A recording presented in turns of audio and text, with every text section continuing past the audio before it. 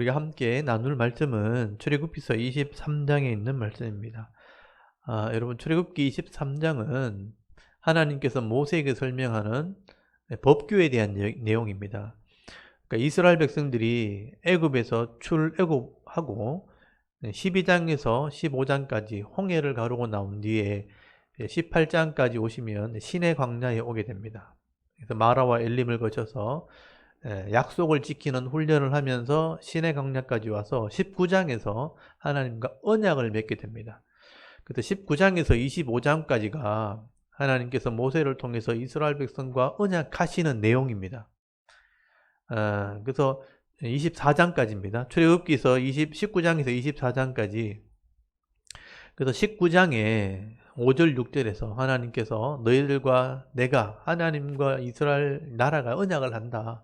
언약을 잘 지키면 내 소유가 되고 거룩한 나라가 되며 제사장 나라가 되며 거룩한 백성이 될 것이다.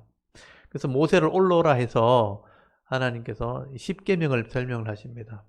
그래서 내가 언약하러 내가 내려가겠다. 하나님이 전능하신 하나님이시지만 시내산에 강림하셔서 모세를 만나서 10가지 계명을 설명을 해주게 됩니다.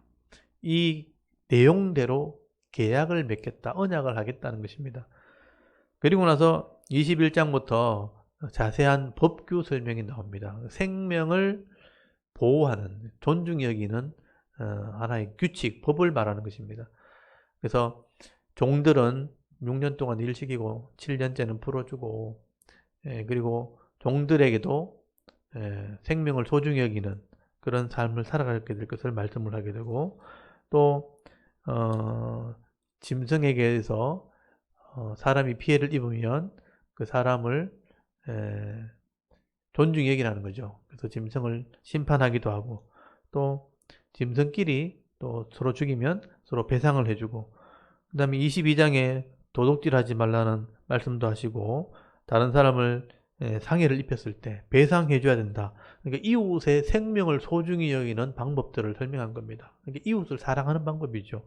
그리고 오늘 23장에는 주로 이스라엘 백성들이 하나님을 믿는 하나의 규칙, 법을 지키는, 하나님의 신앙을 지키는 어떤 법규를 주시게 됩니다. 그래서 공동체 안에서 또는 삶을 살아가면서 이런 법을 지켜야 된다. 이게 하나님 믿는 사람들의 규칙이라는 겁니다. 그래서 23장을 한번 잘 보십시오. 23장에 보시면 너는 네 거짓된 풍수를 퍼뜨리지 말며 악인과 연합하여 위정하는 정인이 되지 말며, 여기 보시면 거짓된 풍설이란 말이 나오죠.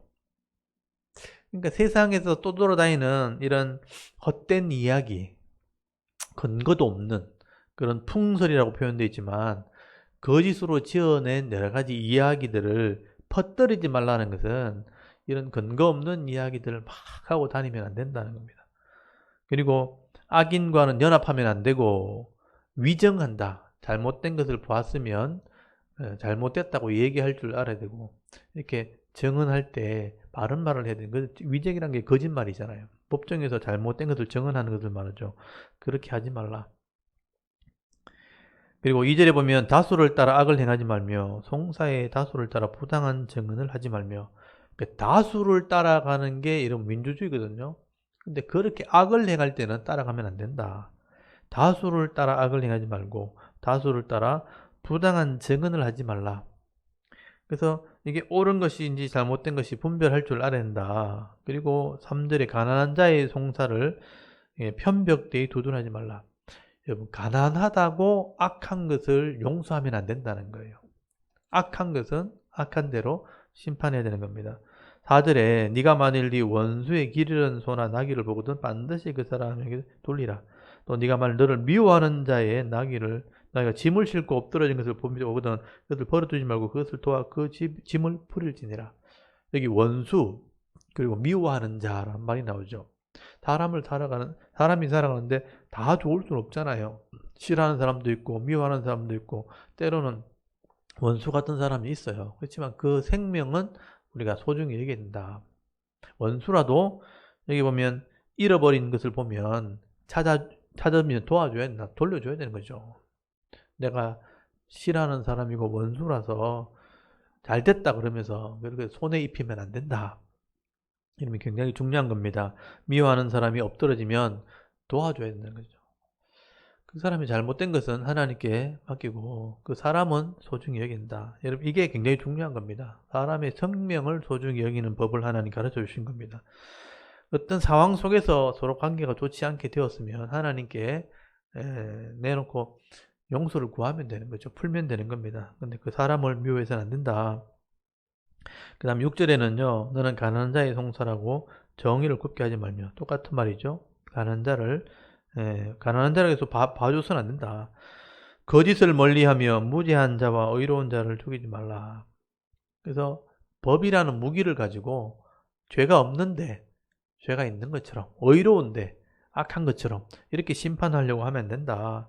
악인을 의롭다 하지 아니하겠노라. 악한 자도 의롭다 해서는 안 된다. 8절에 뇌물을 받지 말라. 뇌물은 밝은 자의 눈을 어둡게 하고 의로운 자의 말을 굽게 한다.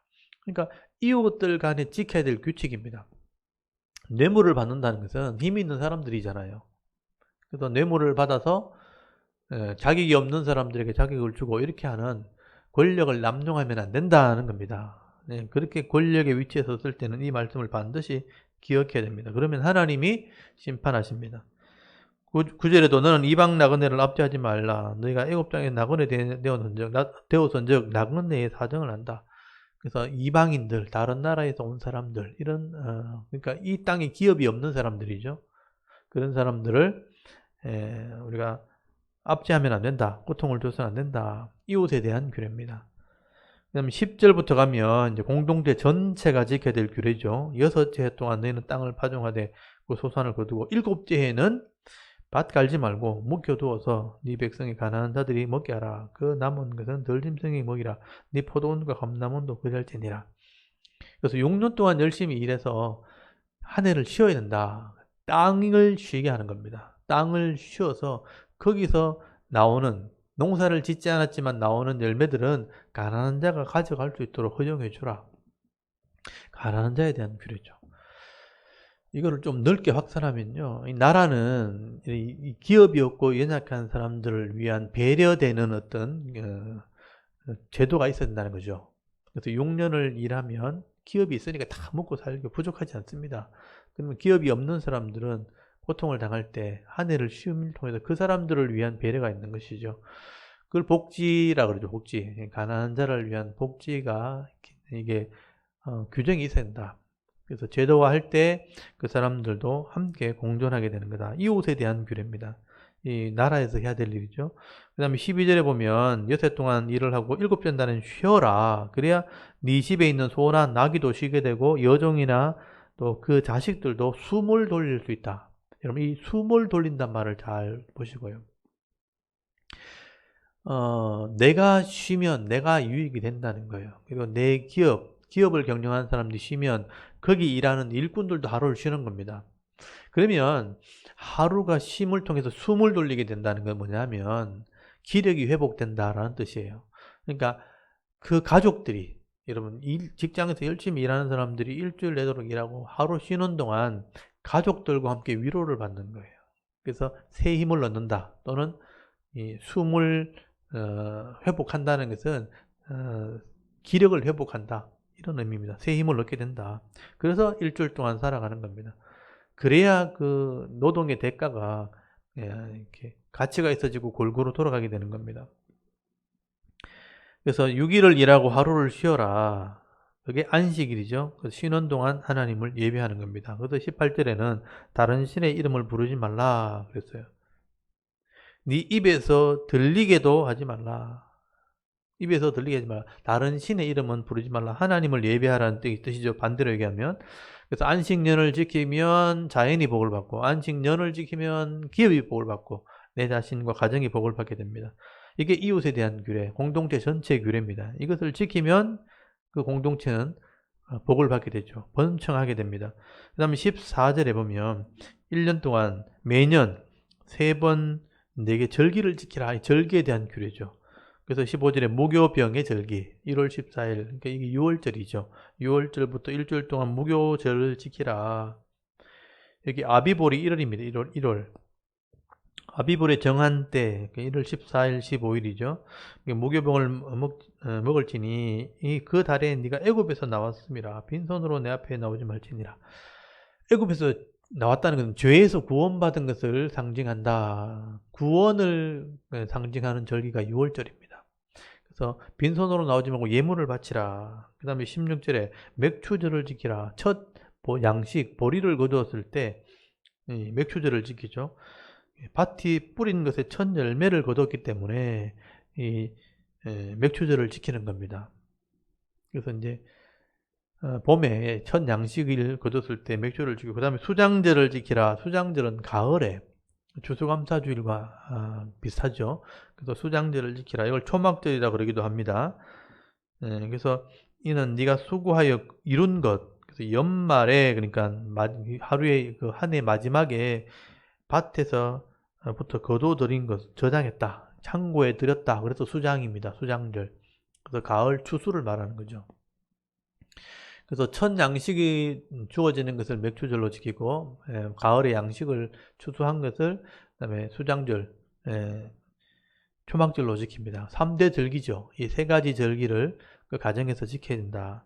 그 다음에 17절에 네 모든 남자는 매년 3번씩 주 여호와께 보일지니라. 이렇게 가장이 절기를 지키면서 하나님을 섬기는 그런 가정이 되면 한 해 동안 또 복이 있게 되어지는 것이죠. 그 한 해가 반복되어지는 겁니다. 그래서 이 전체는 공동체 안에 지켜야 될 규례를 말하는 것이죠. 절기에 대한 규례. 그리고 18절에 너는 네 제물의 피를 유교병과 함께 드리지 말며 네 절기 제물의 기름을 아침까지 두지 말지니라. 유교병이니까 뭐 떡에 다른 것을 섞지 말라.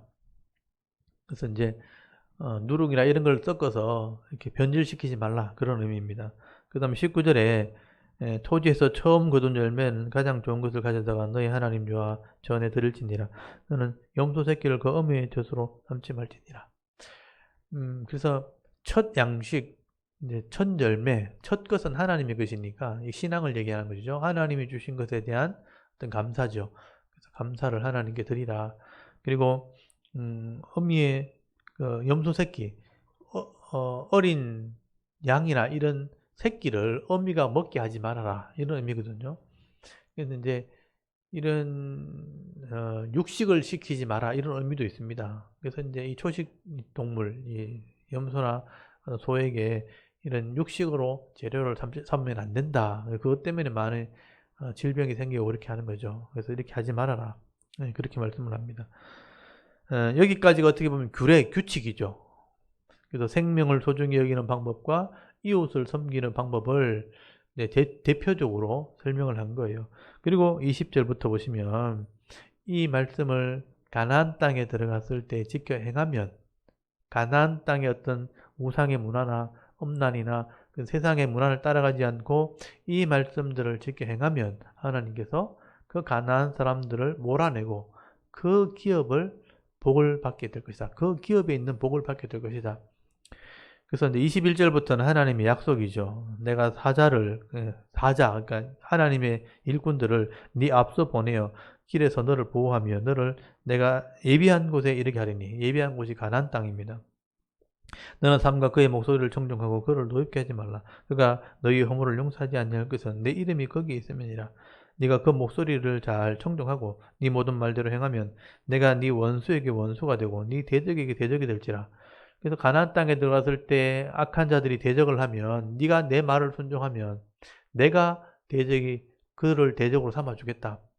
그러니까 이게 하나님이 왕이고 이 백성이 하나님의 백성이 되는 언약을 한 거잖아요. 그러면 하나님의 말씀을 순종하면 하나님이 보낸 사자의 말씀을 순종하면 너는 내 백성이기 때문에 내가 보호해 주겠다.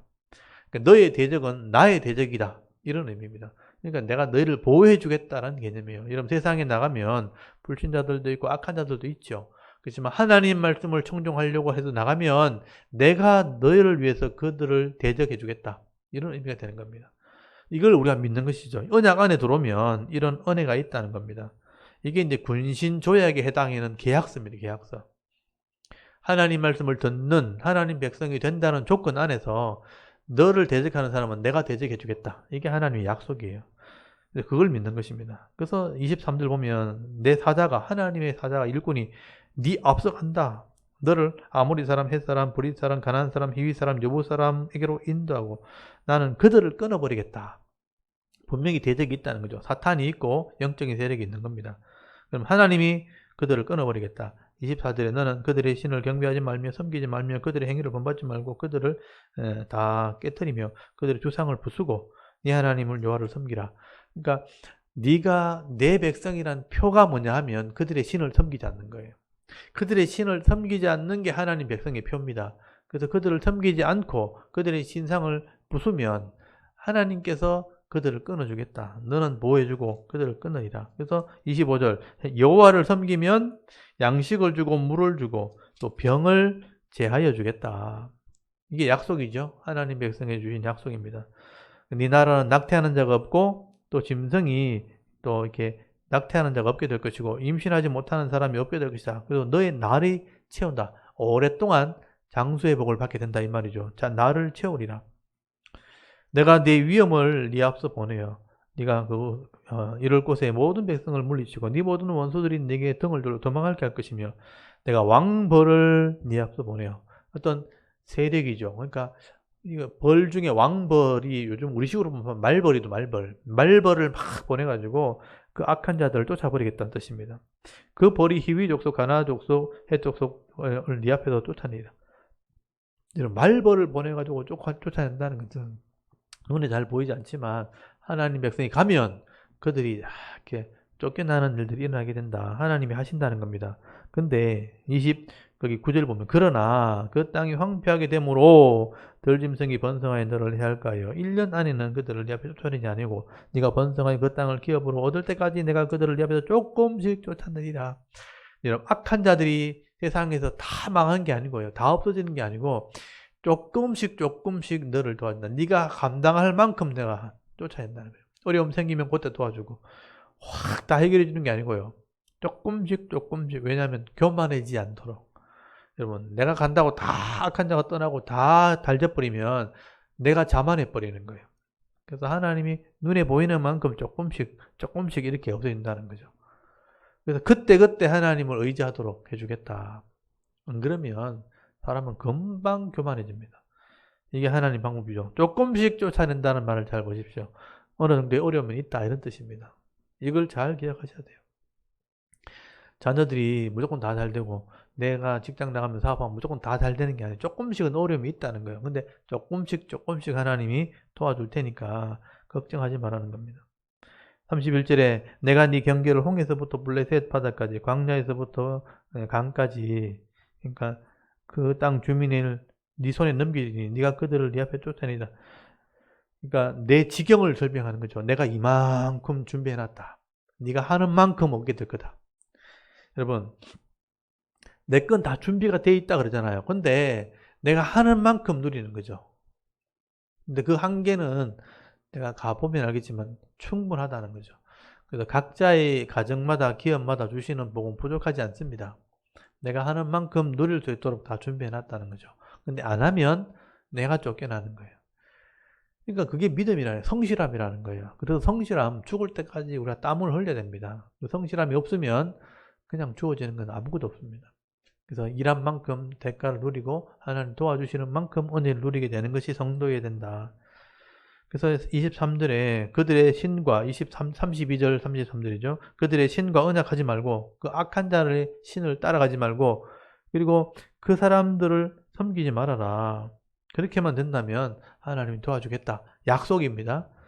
이렇게 설명을 한 거예요. 그러니까 21장부터 지금 23장까지는 사람을 섬기는 방법, 하나님을 섬기는 방법 이런 것들을 규칙을 쫙 설명한 거예요. 그리고 나서 24장에 이 내용을 가지고 언약을 하게 됩니다. 모세가 대표들과 함께 하나님 만나러 가서 이걸 써줍니다.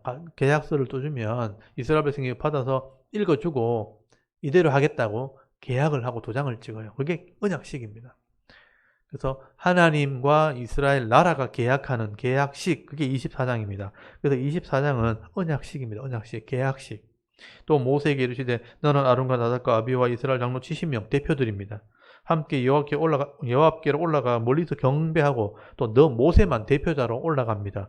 여호와께 가까이 나오고 그들은 가까이 나오지 말며 백성은 너와 함께 올라오지 말지니라. 모세가 와서 여호와의 모든 말씀이라고 했죠. 이 모든 말씀 들려주었던 것들, 이때까지 이제 말로만 해준 거예요. 들려주었던 모든 말씀, 그리고 그 모든 율례, 여러 가지 규칙들, 그리고 여기에 더 상세한 규칙이 레위기입니다. 이건 대표적으로 준 거예요. 십계명과 대표적인 율법, 규칙, 그 다음에 상세한 것은 레위기에. 그래서 모든 율례를 백성에게 전했다고 되어 있고요. 백성들이 한 소리로 응답하여 이르되 여호와께서 말씀하신 모든 것을 우리가 준행하리다. 모세가 여호와의 모든 말씀을 여기서 기록을 하게 됩니다. 모세가 글을 쓸 수 있거든요. 하나님이 주신 것을 가지고 기록을 하게 됩니다. 이른 아침에 일어나서 하늘에 제단을 닦고 이스라엘 12지파 12기둥을 세우고 이스라엘 자손의 청년들을 보내어 여호와께 소로 번제와 화목제를 드리게 하고 또 모세가 그 짐승의 피를 가지고 반은 여러 양푼에 담고 반은 번제단에 제단에 뿌립니다.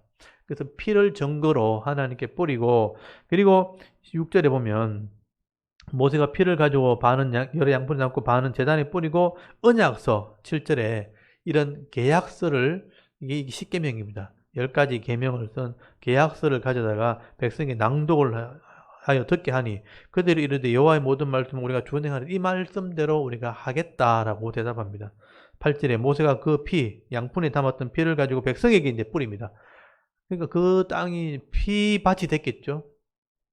피 뿌린 곳이 됩니다. 양푼에 담았으니까 그 앞에 있는 백성들에게 막 피를 막 뿌린 거죠. 이렇게 뿌리고 막 퍼고 뿌리고 증거기 때문에 피를 뿌리면서 이르되 이는 여호와께서 이 모든 말씀, 이 기록하고 써준 말씀에 대하여 너희와 세우신 언약의 피다. 이 피로 계약을 한다. 이 피가 생명을 상징하는 거예요. 그러니까 이 언약을 지키면 생명을 얻고 이 언약을 지키지 않으면 생명을 내놔야 된다. 그러니까 죽을 백성을 살리는 언약입니다. 죄로 죽어야 할 백성을 하나님 백성 되게 하는 언약이 되는 거죠. 그래서 피로 언약을 맺었다. 그래서 언약의 피가 되는 거죠. 그래서 9절에 모세와 아론과 나답과 아비후가 이스라엘 장로 또 70명이 올라가서 하나님을 보게 됩니다. 그래서 10절에 하나님을 보니 그랬어요. 그러니까 하나님이 영광을 본 거죠. 그의 발 아래에는 청옥을 편듯하고 하늘같이 청명하더라. 청명한 하늘 같은 하나님을 보게 됩니다. 그리고 하나님이 이스라엘 자손에게 존귀한 자들에게 손을 대지 않았다. 왜냐하면 보면 죽지만 하나님의 영광을 그 앞에서 이제 이런 하늘 같은 이런 청옥이라고 되어 있다. 보석 같은 이 청옥이 보석이거든요. 그래서 보석 같은 아름다운 하나님의 형상을 일부를 보게 된 거예요. 그리고 그들을 손대지 않고 먹고 마셨다는 말은 잔치를 했다는 거예요. 이게 계약의 완성입니다. 그래서 계약서를 주고 도장을 찍고 잔치를 배설하면 서로 먹고 마시면 계약이 성사됐다 하는 게 그게 고대의 언약의 원리입니다. 그게 군신조약이라는 거예요. 왕이 내려와서 백성을 만나서 왕과 신하로 계약했다. 그렇다면 이 계약대로 이제 이스라엘 백성은 이 계약대로 살 의무가 생기고 왕은 이 백성을 보호할 의무가 생기는 거죠. 그래서 백성은 하나님을 왕으로 섬기기를 책임이 생겨요. 그리고 예배해야 되고 섬겨야 되고 순종해야 되고 왕은 책임지고 생명 걸고 지켜야 되는 그런 계약이 성사가 된 거죠. 그래서 하나님 백성 되게 된 거죠. 그래서 피를 가지고 언약에 서로 묶은 거예요. 그래서 언약의 내용으로 하나님도 묶었고 백성도 묶인 거죠. 전능하신 하나님이지만 계약, 언약의 말씀에 같이 묶여 있으니까 하나님 말씀대로 하는 하나님이 된 거예요. 백성은 말씀대로 하는 백성이 된 거예요. 그래서 말씀에 어긋나면 심판을 받도록 됐고 또 말씀대로 하면 이 말씀에 복을 받도록 계약이 된 거죠. 이게 구원입니다. 이렇게 해서 이스라엘 백성이 구원을 받은 거예요. 그래서 이 말씀대로 행하지 않으면 이 말씀에서 벗어나면 말씀대로 심판을 받는 겁니다. 그래서 이렇게 계약이 성사되고 난 뒤에 12절에 보면 여호와께서 모세에게 이르시되 너는 산으로 올라오라 그래요. 너 거기 있으라. 네가 그들을 가르치도록 내가 율법과 계명을 친히 기록한 돌판을 내게 주리라. 이제 이게 가르치는 목적이잖아요. 이거는 계약을 한 것은 대표적으로 써준 거고 이건 가르치는 내용이니까 상세한 내용이 나온단 말이에요. 여기서 레위기가 나온 겁니다. 그래서 가르치는 것을 내가 율법과 계명을 써줄 테니까 이것을 가르치도록 받아가라. 그래서 이제 돌판에 써주는 거, 돌판은 변하지 않는다는 개념이죠. 변하지 않는 돌에 써주겠다. 13절에 모세가 그 부하 여호수아와 함께 일어나 모세가 하나님의 산으로 올라가게 되고요. 장로들이 이르되 너희는 여기서 우리가 너희가 돌아오기까지 기다려라. 아론과 오리 레위와 함께 하리니 무릇 일이 있는 자는 그들에게 나갈지니라고. 모세가 산에 오르매 구름이 산을 가렸다. 시내 산에 모세가 혼자 올라갑니다. 그리고 여호와의 영광이 시내 산 위에 머물고 구름이 여섯 동안 산을 가리더니 일곱째 날에 여호와께서 구름 가운데 모세를 부르시니라. 산 위에 여호와의 영광이 이스라엘 자손의 눈에 맹렬한 불같이 보였고 모세는 구름 속으로 들어가서 산 위에 올라갔으며 모세가 40일 40야를 산에 있었다고 되어 있어요. 이때 이제 성막의 설계도를 받아가지고 옵니다. 여러분 이스라엘 백성이 이렇게 규칙을 받았지만 제사 드리는 방법들은 받질 않았어요. 그래서 이제 제사를 드리려면 장소가 필요하잖아요. 그래서 성소가 필요하기 때문에 성소의 설계도를 받아가지고 옵니다. 그래서 25장부터는 모세가 받아가지고 올 그 성소의 모양을 이제 설명하게 되는 내용이 나온 거예요.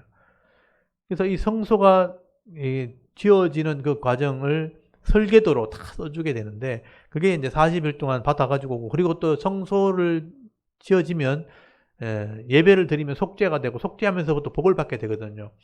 그래서 복을 받으면 말씀대로 이제 살아야 되잖아요. 살아야 되는 자세한 규칙이 레위기입니다. 그 레위기를 또 받아가지고 오게 됩니다. 그래서 이제 이 40일 동안 올라가 있는 동안 이런 내용들을 받아가지고 오고 대표적으로 돌판에 이것을 적어서 오게 되는데 여러분 이 25장부터 거기 31장까지 거기 설명하고 난 뒤에 32장부터 이스라엘 백성들이 내려오지 않는 바람에 모세가 내려오지 않는다고 금송아지를 만드는 사건이 나온단 말이에요. 그리고 나서 모세가 내려와서 그 돌판을 깨뜨리고 우상을 다 없애버리고 다시 올라가는 장면이 나옵니다. 그러니까 40일 겨우 지나는 동안 이스라엘 백성들이 하나님을 기다리지 못하고 우상을 만드는 장면이 나온 거예요. 이게 인간의 연약함입니다. 그거를 이제 중간에 설명을 해놨고 그 다음에 모세가 이 설계도를 40일 동안 또 올라가서 받아와가지고 와서 성막을 완성하면 출애굽기가 끝나요. 그리고 그 이스라엘 백성들이 지켜야 될 규례 레위기가 설명이 되는 겁니다. 그래서 여기서 이제 언약식을 하고 난 뒤에 이제 성막을 만드는 내용, 성막을 설명하는 내용, 그리고 성막이 완성되는 내용이 40장까지 뒷부분을 차지하고 됩니다. 이 내용이 굉장히 많죠. 25장부터니까 25장부터 40장까지. 그러니까 이게 15장이죠. 15장을 성막에 대한 얘기를 하게 되는 겁니다. 요거는 이제 다음 주에 제가 설명을 드리도록 하겠습니다. 오늘 이 중요한 내용입니다. 하나님께서 19장에 언약하시겠다고 하시고 21장부터 20장은 십계명이고요. 21장부터 23장까지 법규 설명이 나오고 그 다음에 24장에서 하나님과 언약식을 합니다. 이런 율법들을 대표적으로 글을 써서 계약서를 써서 언약서를 주면서 계약을 맺었다. 그래서 피로 계약 맺는 겁니다. 이거를 기억해야 돼요. 예수님께서 이거를 가지고 성찬식을 행하신 거예요. 신약에 있는 이스라엘 백성들은 이 하나님 율법을 듣고 배워서 이 말씀대로 계약을 하면 하나님 백성이 됩니다. 그래서 이 계약한 대로 살기로 언약하는 게 성찬식이죠. 그 성찬식은 이 말씀을 아는 사람이 해야 돼요. 그래서 세례받고 성찬식에 참여할 때는 이걸 다 배워서 하는 겁니다. 근데 배우지 않고 하게 되면 언약만 하게 되어지면 내용을 모르니까 계속 법을 어기게 되는 일이 벌어져요. 그러면 복을 받고 평안을 누린 게 아니고 늘 매를 맞는 인생을 사는 겁니다. 그러니까 우리가 이 신약의 백성은 우리가 이 율법을, 레위기 율법을 잘 알고 이해하고 그리고 언약을 하면서 늘 기억한다는 의미에서 말씀이 내 속에 있습니다. 그래서 떡을 먹고 내가 속죄 받았습니다. 그래서 잔을 마시고 이 말씀대로 계속 순종하며 살아가는 게 주님 오실 때까지 또는 천국 갈 때까지 이 성찬식을 행하면서 약속을 지켜나가는 것. 그게 하나님 백성입니다. 그래서 이 언약식을 잘 기억하셔야 돼요. 이스라엘이 이렇게 언약해놓고 이걸 지켰느냐 못 지켰느냐 지킬 때 어떻게 됐고 못 지키면 어떻게 됐느냐 그게 우리 삶이 될 수 있다는 거예요. 요걸 이제 잘 보셔야 됩니다.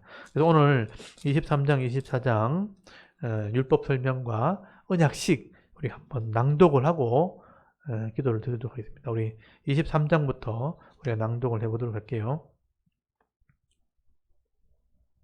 출애굽기 23장.